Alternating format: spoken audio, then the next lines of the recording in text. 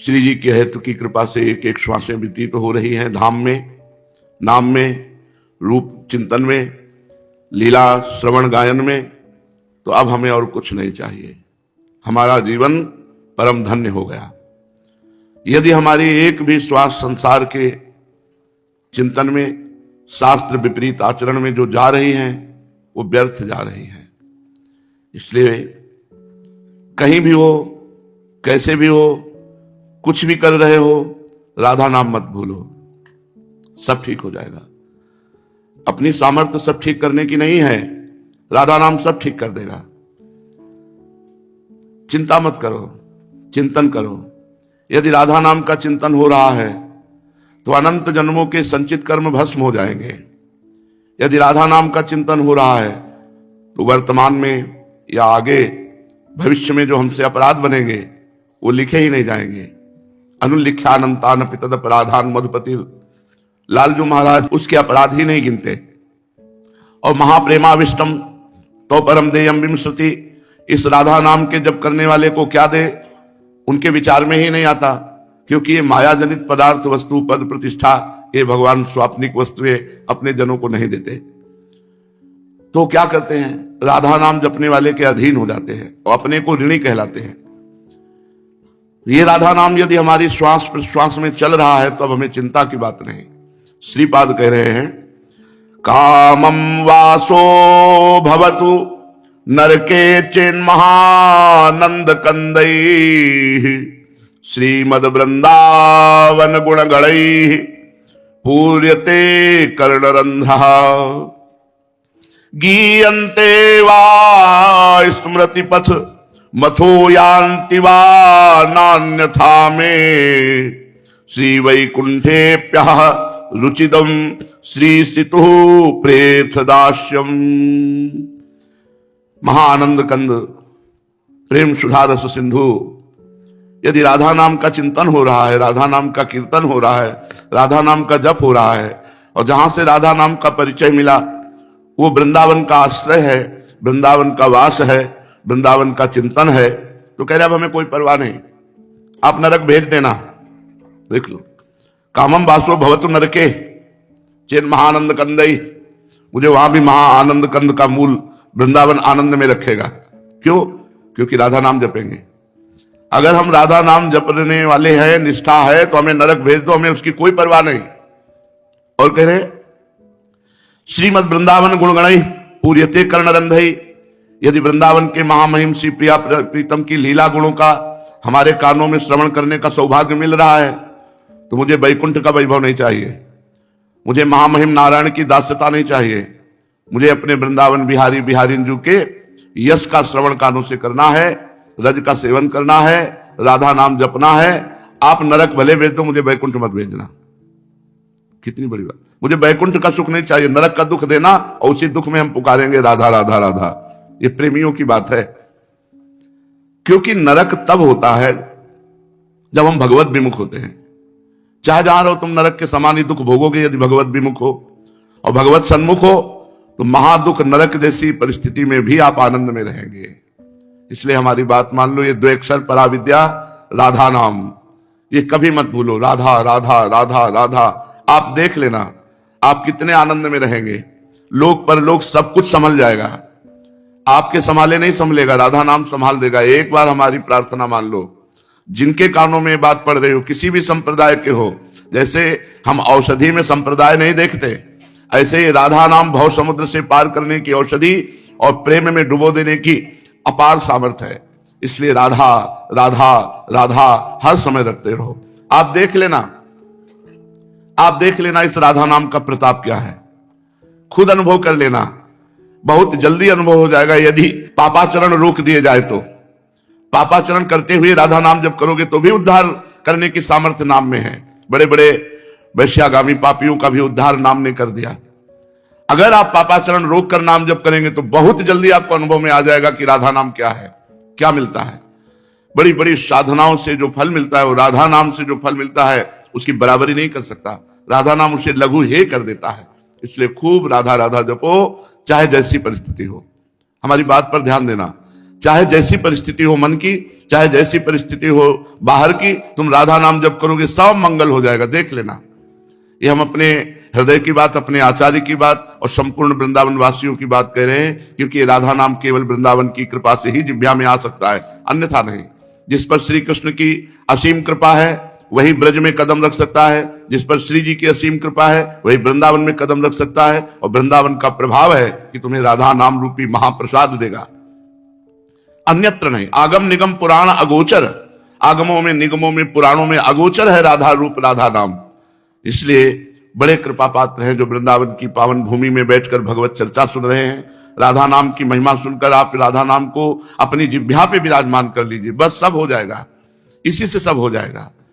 कुंवरी किशोरी के नाम पर विश्वास कर लो, बिल्कुल दृढ़ भाव रखो, तुम्हारा कल्याण हो जाएगा, मंगल हो जाएगा। और अगर श्री जी के रसिकों का संग होकर कहीं उपासना का रंग चढ़ा तो श्री जी की सेवा मिल जाएगी। पूज्यपाद श्री उड़िया बाबा जी महाराज। नाम जापक को क्या त्यागना चाहिए? हमारे जिह्वा पे निरंतर नाम चलता रहे, इसके लिए हमें क्या त्याग करना चाहिए? बोले पहला, व्यर्थ भाषण। अगर नाम जब निरंतर चलना है, क्योंकि चिंतन तभी होता है जब हमारा व्यर्थ भाषण होता है, तो व्यर्थ चिंतन होता है। व्यर्थ भाषण, बेकार की बातें। एक लोग बेकार की बातें 2-2 घंटे 4-4 घंटे बैठे आग में सेक रहे हैं, सर्दी का समय है, और प्रपंच की बातें, कोई एक बार रामकृष्ण हरि नहीं। ऐसे लोगों के बीच में नहीं बैठना चाहिए, ऐसे लोगों की बातें नहीं सुननी चाहिए। व्यर्थ भाषण, फिर व्यर्थ चिंतन। बाबा ने कहा व्यर्थ चिंतन, व्यर्थ चिंतन प्रभु के सिवा और जो कुछ भी चिंतन होता है, जो बहुत सोच विचार करते रहते हैं, बहुत मनोराज्य करते रहते हैं, बहुत कल्पना करते रहते हैं, इनका समय बहुत व्यर्थ जाता है। फिर वो इतने थक जाते हैं कि बुद्धि उनकी निगेटिव सोचने लगती है, नकारात्मक सोच इतना बढ़ जाता है कि वो डिप्रेशन में पहुंच जाते हैं। डिप्रेशन इतना बढ़ जाता है कि जीना मुश्किल हो जाता है। बिना नाम के कहीं सुख शांति नहीं है। व्यर्थ चिंतन हमारा होने ना पावे, तो इसीलिए कहते हैं कि जैसे राधा जपो तो राधा ही चिंतन करो, राधा, क्योंकि किशोरी जी का रूप चिंतन करने की सामर्थ्य तो किशोरी जी ही देती है। तो किशोरी जी के नाम में वो सामर्थ्य है जो किशोरी जी का चिंतन करवा दे। समस्त कलाओं में गुणों में प्रवीण हमारी स्वामिनी जी ऐसी आगरी हैं, गुण सागर, रूप सागर, वैदग्ध चतुरता की सागर, कृपा की सागर, वात्सल्य की सागर, कि लाल जी को अधीन किए हुए हैं। अखिल कोटि ब्रह्मांड नायक परात परिस जिनके गुणों में अधीन है, वो नाम हम चिंतन करें। ये अमृतमयी है, अविनाशी।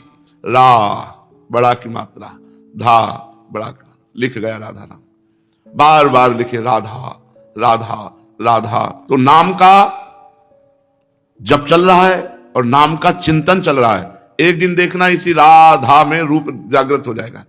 प्रिया प्रीतम देख लेना, एक दिन तुम्हारी सामर्थ्य जैसी भजन की बढ़ती जाएगी, वैसे वैसे रूप प्रकाशित होता जाएगा। और रूप प्रकाशित होने का मतलब है चित्त का लुट जाना, और चित्त लुट जाने का मतलब है परम पद मिल जाना। प्रिया प्रीतम में चित्त लुट गया तो परम पद के अधिकारी बन गए। तो व्यर्थ भाषण छोड़ो, व्यर्थ चिंतन छोड़ो, और व्यर्थ दर्शन छोड़ो।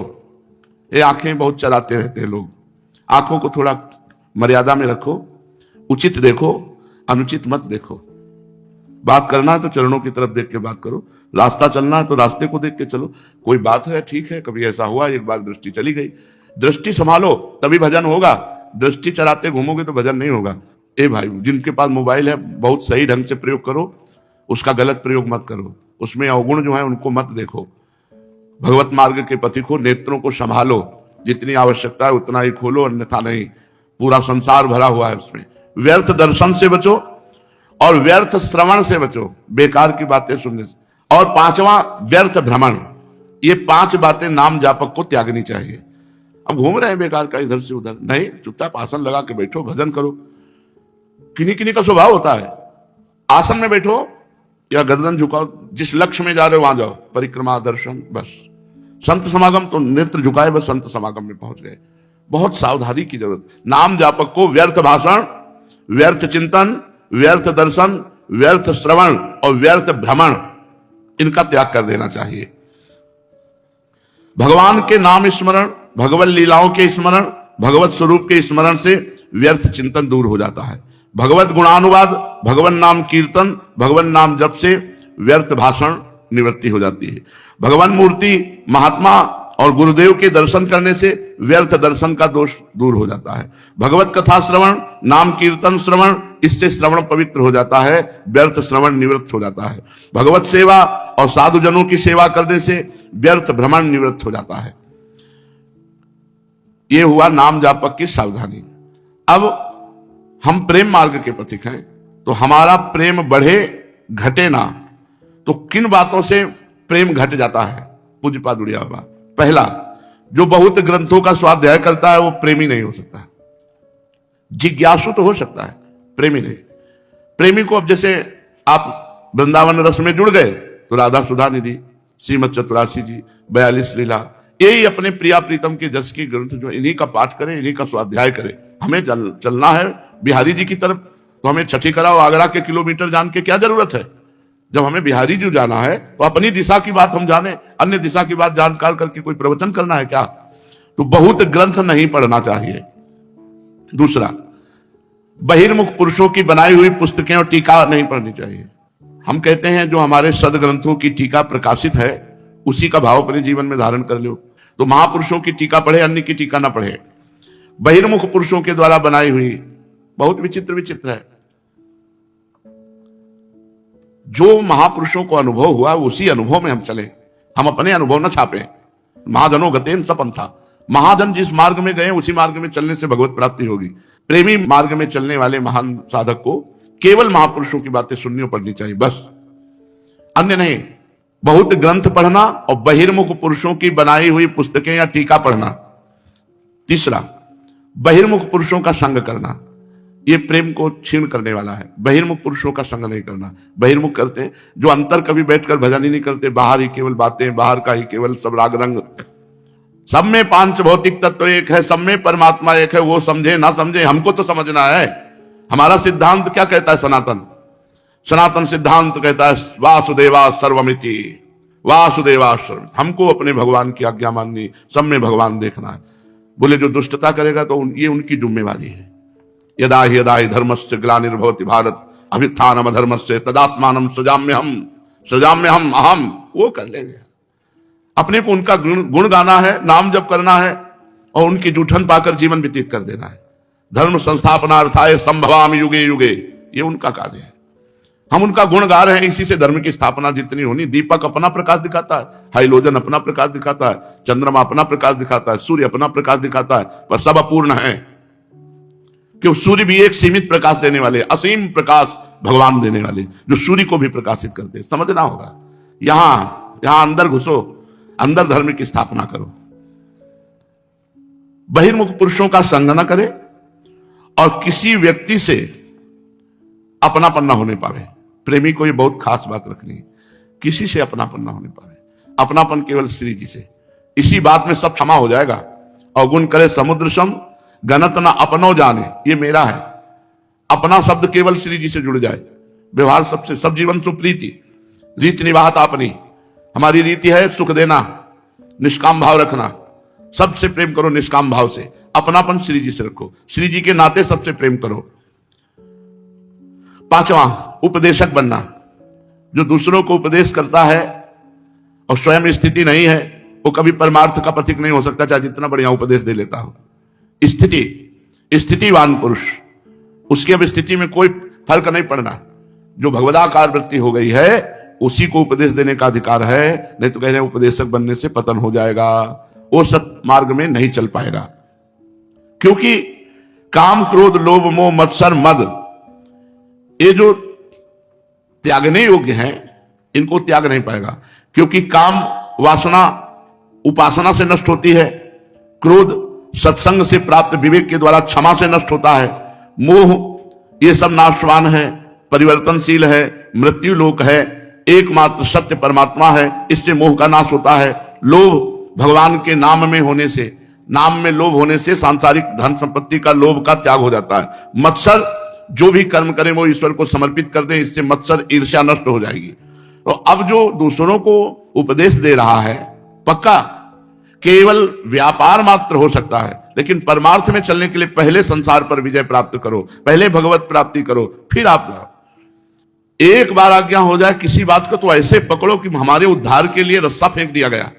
जैसे समुद्र में कोई डूब रहा हो, एक रस्सी फेंक दी जाए और पकड़ ले तो उससे पार हो जाए। ऐसे गुरुजन आज्ञा कर दे कि 10 पद गा लिया करो आके यहां बैठ के, तो दुनिया में चाहे जो कुछ हो जाए, लेकिन तुम अगर वृंदावन आए हो तो 10 पद वहां बैठ के गा लो, उससे तुम्हारा कल्याण हो जाएगा। तो पूज्यपाद श्री उड़िया बाबा जी कह रहे हैं, प्रेम मार्ग में उपदेशक बनने से बड़ी बाधा आ जाती है। अगर हमारी वृत्ति भगवदाकार है तो फिर कोई परिवर्तन नहीं, क्योंकि उपदेश भी तो महंत जन ही देते हैं, संत जन देते हैं। अगर संत जन नहीं दे, सब बंद कर दे, तो उपदेश कहां से होगा? लेकिन उपदेश देने का अधिकार उसी को है जो भगवत साक्षात्कार या निरंतर भगवान से अपनी चित्तवृत्ति जोड़ना चाहता है। क्योंकि काम, क्रोध, लोभ, मोह, मत्सर, मद, इनका त्याग किए बिना उपदेश किस बात का हो रहा है? जो केवल बाह्य त्याग का नाटक करता है वो ढोंग होता है, उसी को दंभ कहा जाता है, उसी को पाखंड कहा जाता है। और यदि हृदय से त्याग किया जाए तब बात। तो काम, क्रोध, लोभ, मोह, मद, मत्सर, इनका हृदय से त्याग होता है भजन से। जितना भजन करोगे उतना ही इन विकारों पर विजय प्राप्त होगी। निज का कल्याण करे पहले तो जग का कल्याण स्वयं होगा। ये हमने महापुरुषों के वचन सुने, पहले स्वयं जीवन मुक्त बनो, फिर जगत कल्याण अपने आप हो जाएगा। जो दम्भ है ये साधक को बहुत बुरी तरह गिरा देता है, और इसकी दंभ की गति अच्छे नहीं समझ पाते। अतः बहुत सावधान रहो कि तुम्हारे अंदर कोई पाखंड, कोई दंभ का ये दोष ना आ जाए। दूसरों के अवगुणों को देखना, सुनना, कहना, चिंतन करना, ये छोड़ दिया जाए, क्योंकि ये भजन में बाधक है। इससे हमारे भजन में मलिनता आ जाएगी मन में, और भजन नहीं बनेगा। दूसरों के अवगुणों को देखना, सुनना, कहना या चिंतन करना, इससे भजन में बाधा पड़ जाएगी। पर चर्चा का त्याग कर दो। दूसरों के अगर देखना है तो गुण देखो, वैसे तो कुछ ना देखो, न गुण देखो न दोष देखो। तात सुनो मायाकृत गुण और दोष अनेक, गुण या उभय न देखी, देखी सो अविवेक। वाणी, नेत्र, हाथ, पैर, इनमें जो चंचलता होती है उसका लक्षण होता है कि वो मूर्खता है, उसमें भी मूढ़ता है। नेत्र चंचल, वाणी चंचल, हाथ चंचल, पैर चंचल, बैठे वो हिला रहे, पैर हिला रहे, ऐसे पैर शांत बैठे। जहां हाथ रख दिया, आप घंटा आध घंटे शांति से बैठे। जब आप शांति से बैठना चाहोगे तो आपकी त्वगेंद्री में इधर उधर खुजली होगी, कभी इधर कभी इधर कभी इधर, शांत। नेत्र गंभीर, मुद्रा गंभीर। साधक का एक अलग ही स्वरूप होता है जो भगवत मार्ग का होता है। वाणी, नेत्र, हाथ और पैर, इनमें चंचलता मूर्खता का लक्षण है। अतः साधक को इन चारों की चंचलता छोड़नी चाहिए। वाणी, नेत्र, हाथ और पैर, जिसमें चारों चंचलता हो तो समझ लो कि ढोंग है, साधक नहीं है। हाथ की चंचलता, नेत्र की चंचलता, वाणी की चंचलता, पैर की चंचलता। सिद्ध महापुरुष है पूज्य पादुड़िया बाबा।